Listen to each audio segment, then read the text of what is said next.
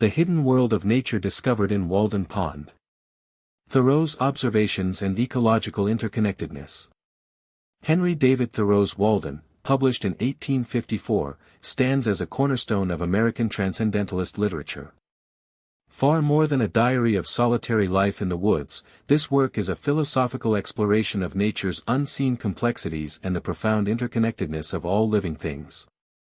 Thoreau spent 2 years and 2 months living alone near Walden Pond in Concord, Massachusetts, meticulously observing and recording the subtle rhythms and transformations of the natural world. Through this process, he uncovered the intricate workings of an ecosystem that, while appearing ordinary on the surface, held profound ecological and existential truths. Thoreau and the Transcendentalist View of Nature.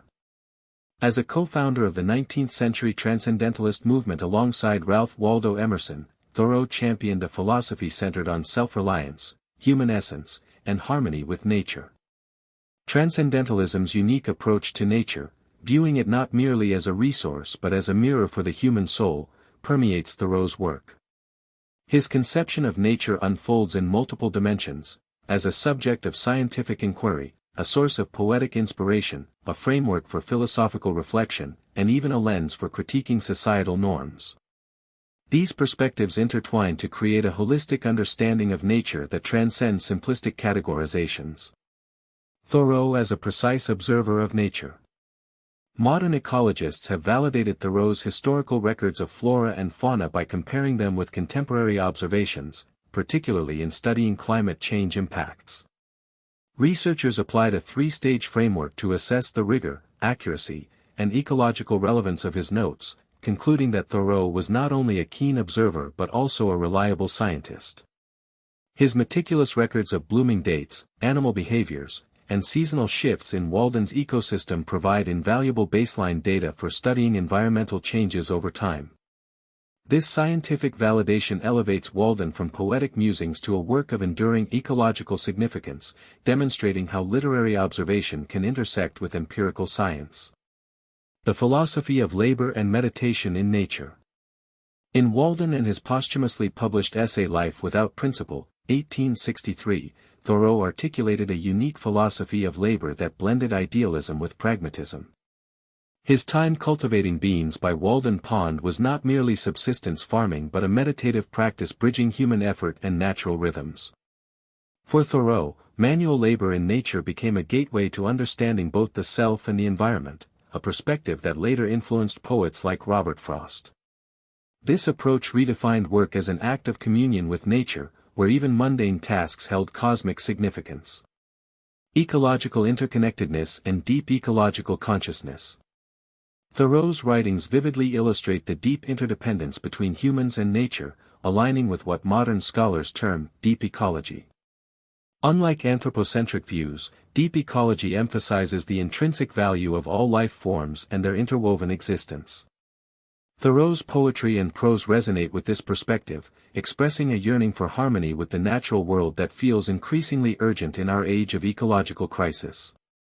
His work suggests that humanity's survival depends on recognizing our role within, not above, nature's web, a lesson critical for addressing contemporary challenges like biodiversity loss and climate change. Natural economics and the philosophy of sustainable living. In Walden's opening chapter, Thoreau redefines economy through a radical lens. The cost of a thing is the amount of what I will call life which is required to be exchanged for it. This statement encapsulates his vision of natural economics, where value is measured not in currency but in life energy and time. Rooted in romantic and transcendentalist traditions, this concept offers a timeless blueprint for sustainable living, prioritizing quality of existence over material accumulation. Thoreau's cabin-building experiment and minimalist lifestyle at Walden Pond become case studies in ecological footprint reduction, challenging modern consumerist paradigms. Walden's microcosm and the rhythms of seasonality. Thoreau's journals reveal Walden Pond as a microcosm of nature's grand design. He documented ice formation patterns, plant growth cycles, bird migrations, and the subtle interactions between species with scientific precision. These observations unveiled the pond's hidden dynamism, a seemingly tranquil landscape teeming with perpetual motion and adaptation. His records of how human activities subtly altered this delicate balance serve as early warnings about anthropogenic environmental impacts, making Walden a proto-ecological treatise. Nature and Culture, Wilderness and Society. Thoreau's concept of wildness redefines the relationship between civilization and nature. Rather than opposing culture, he positions wilderness as essential to human identity. In wildness is the preservation of the world. His retreat to Walden was not an escape from society but a journey toward reclaiming humanity's innate connection to nature. This perspective challenges modern urban alienation, suggesting that re-engaging with nature, even in small ways, can restore psychological and spiritual wholeness. Modern relevance and ecological implications. Walden remains vital today because its lessons directly address contemporary environmental crises. Thoreau's biocentric worldview offers an antidote to the human exceptionalism driving climate change and habitat destruction. His methods, close observation, mindful living, and questioning societal norms, provide tools for fostering ecological resilience. Modern conservation biology echoes Thoreau's call to see ecosystems as interconnected networks rather than collections of isolated species. His advocacy for simplicity and sustainability resonates in movements promoting degrowth and circular economies. Conclusion: Rediscovering the Unseen World.